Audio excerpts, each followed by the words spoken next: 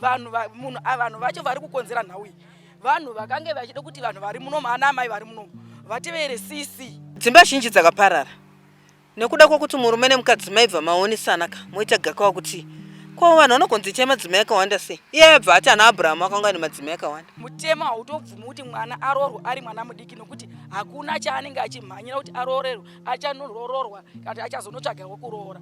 Isusu kushanda kwedu tinoshanda semajuru. Tinobatirana pamwe chete. Izvozvo zvese zvatina basa na isi chatiri kuda kufamba murwendo rwatakapikira. Takapikira rwendo urwendo hatizofa takadzokera kumashure. Kana uchida news dziri up to date wangu Bahasha TV ndo the best entertainment reti kubva kumarutivi mana yese muZimbabwe Bahasha TV nyaya sezvadziri.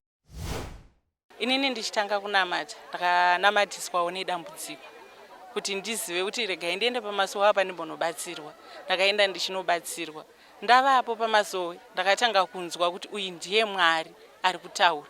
Ndobva ndatanga kutevedzera zvese zvakanga zviitaurwa naMwari wangu.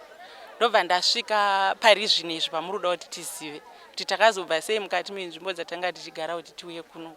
Takatevera Mwari umwe chete yeye. Kubva kwatakaita kunzvimbo dzatanga tichigara tainamata.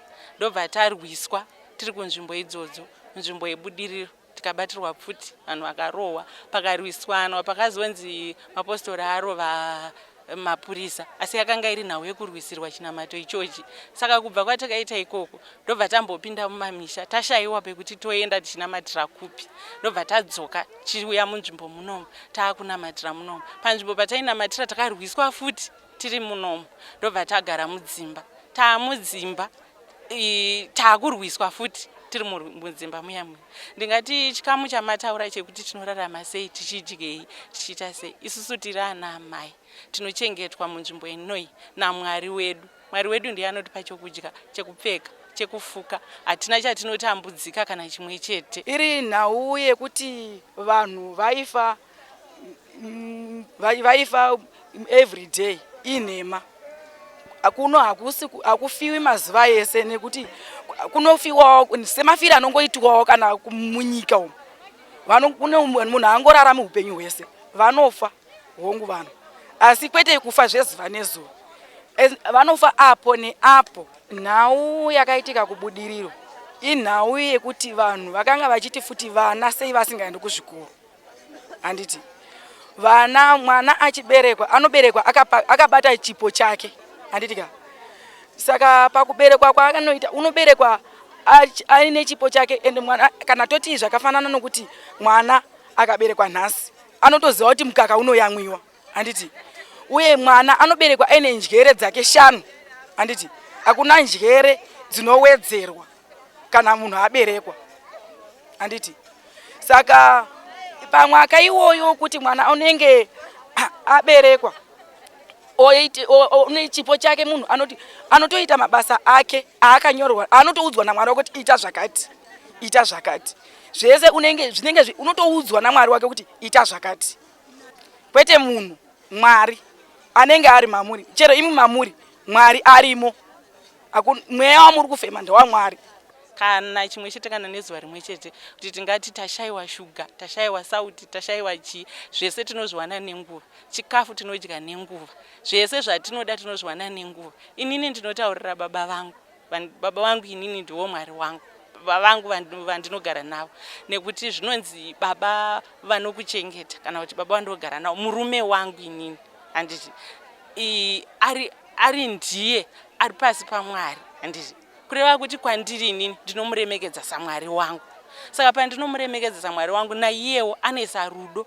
Kureva kuti chese chandichataura kwaari hapana chaanokwanisa kupikisa kuti amai ava ndivaitire. Nekuti inini ndiye ndichimuremekedza. Hatirohwi. Handina zuva randakambobatwa kana kugunzwa kana kutsunywa kana kuitwa sei nemurume wangu ndichigara naye kubva patakatanga kugara tese. Asi izvozvo zviri kufamba zvinzi vanhu vanoabhuswa. Inini handina zuva randakaabhuswa mumba mangu nyangwe nemhuri yangu. Hatina zuva ratakaabhuswa nekuti tinowana zvese zvatinoda. Handirohwe, handitukwe, handina chandinoitwa chandinotaura kuti ichi chinokonzera kuti chigozodzoka chichinzi iabuse. Asi sekuziva kwamunoita imimi munotoriwo nemudzimai mumba menyu. kune kutombopokana kutaura. Asi pakupokana kutaura ikoko munorwa here kana kuti munogara pasi muchitaurirana.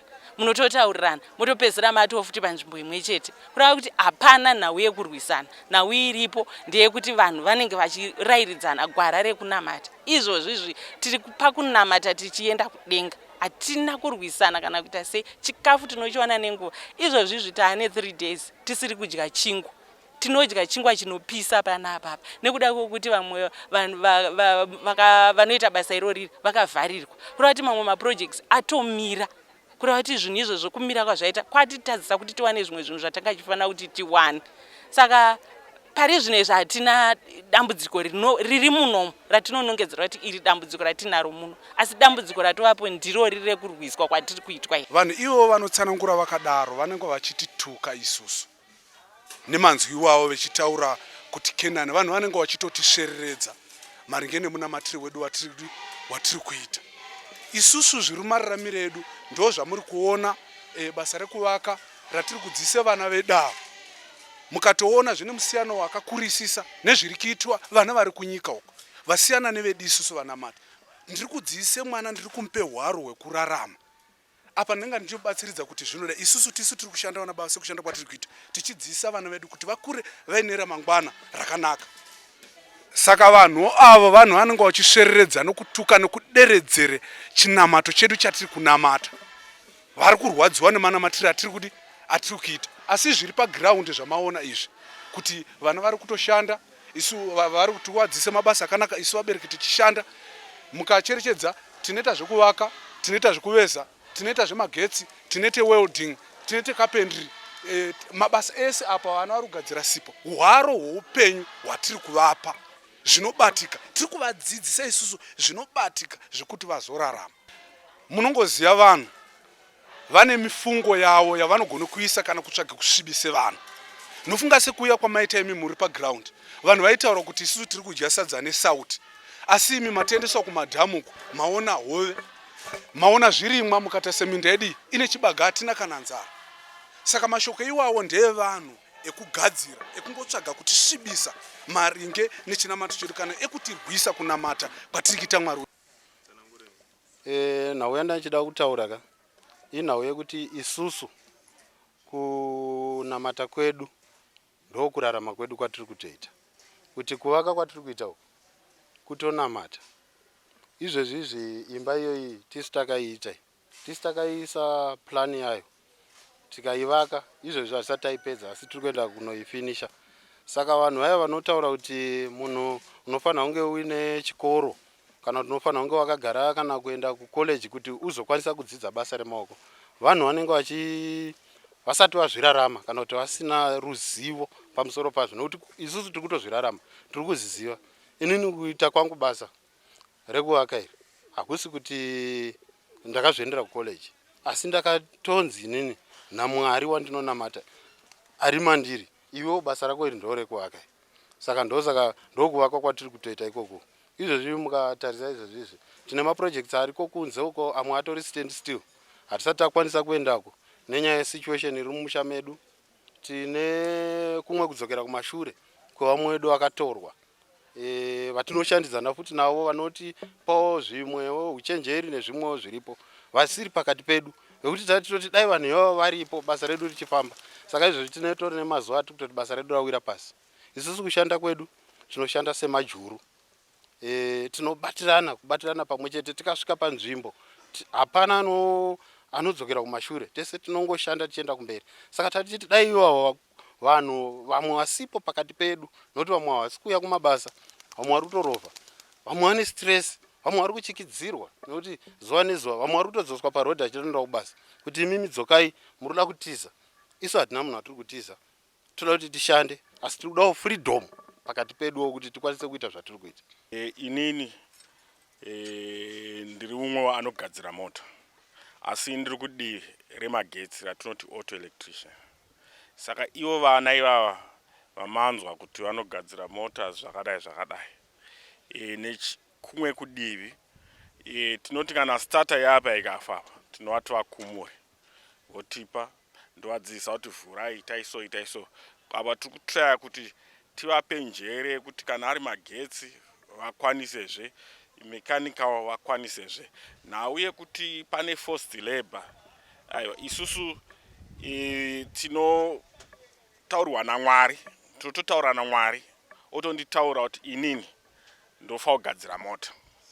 Ava vana vakatotaurwa naMwari, vanotonzwa Mwari paototaura naye Mwari wavo. Ani mukavaona vakati wandei, asi havasi vese vari pano pagaraji.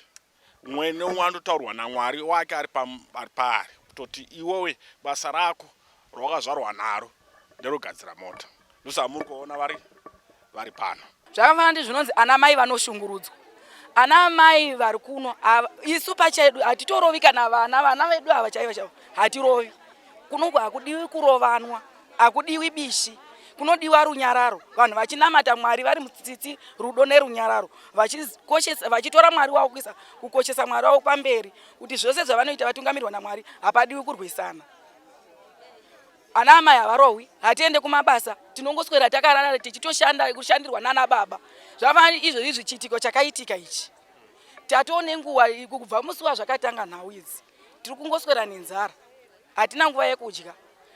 Vataitemba vacho ana baba vaitibatsira pakuti vanotitsvagira zvikafu.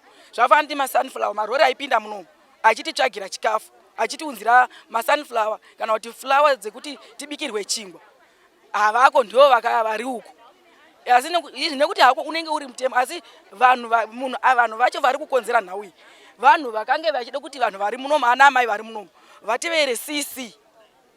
Handiti.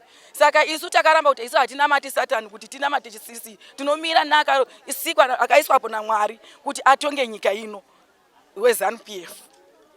Pana Mwari pega pega panorwiswa. Izvozvi mukati mune masangano akasiyana-siyana anoita zvakasiyana-siyana achiti tiri kunamata. Asi izvozvi panapa tichinamata isusu tichiteedzera zviri kudiwa naMwari chaizvo chaizvo. Tisu tinoteeredzwa tichipiwa mhosva, tichizorwa madhaka, tichinzi muri kuita zvinoti, muri kuita zvinoti, muri kuita zvinoti, zvakawanda zvatinonongedzerwa, zvakaipa chete, zvakanaka zvatinoita isusu hazvinongedzerwi. Izvozvi zvimaprojects ese atiri kuita panapa hataurwi kuti vari kuita zvakanaka zvinoti. Panongonzi vane nzara, vana vacho vanopfeka zvimarengenya, vana vacho havadye, vanoisirwa zviupfu mukapu, vanozodai. Havanongedzeri kuti kune zvakanaka zviri kuitwa ikoko. Kune mabakeries, kune madhemu, tine dhemu rine fish apo pamusoro penyama pasvika. Tarisai zviri kuitwa mukati, munosonwa, mune sipo. Tarisai zviri kuitwa, kune mafuta. Hatidye muriwo usina mafuta isusu. Pane vapinda mukati umu, mapurisa acho apinda asvika pamba pedu isusu, vasvikomira vashaya zvekubvunza. Pane huku, pane matoki, pane hanga iyo. Vabvunza kuti munoziva here nhamba yezvinhu zvese? Kati hatombozivi, tinongodya.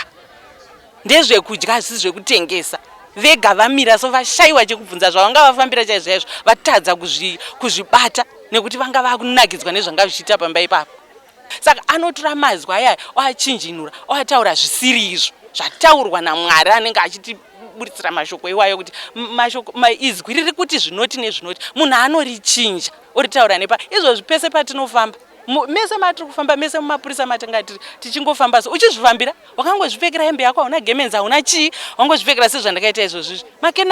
Makenani esi tongoti ameni, nekuti kukenani kwachona kana ririko sekutaurwa kwarakaitwa naMwari wedu ndinotomupindura kuti iweweka uri kutonditi makenani kureva kuti ndakutopinda iwe uchita uchisara, nekuti kenani zveshuwa ririko sekuziva kwandinoita. Asi kuno kwatiri kunoku mazita ekupiwa menoti toati ndo madunhurirwe ravanenge vachigadzira vari kunze uku.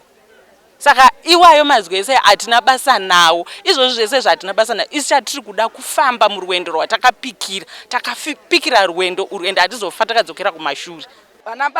Ana baba vazhinji vana vakadzi vaviri kana vatatu. Nechikonzero chinenge chichikonzeresa izvozvo, baba anogona kunge vaichiti ndimunoziva kuti ana baba, kune ana baba vasingagoni kugara vasina ana amai. Zuva agoni kujamba zuva rimwe chete asina amai. Handiti ndo chakakonzera kuti nhau idzi ana baba vange vachizoita ana amai ekubatsirana nawo, kuti ana amai mwaka wanenge asingakodzeri kugara naamai, baba ananga ana amai. kwete kuti zvaimbunyikidzwe hazvimanikidzwe munhu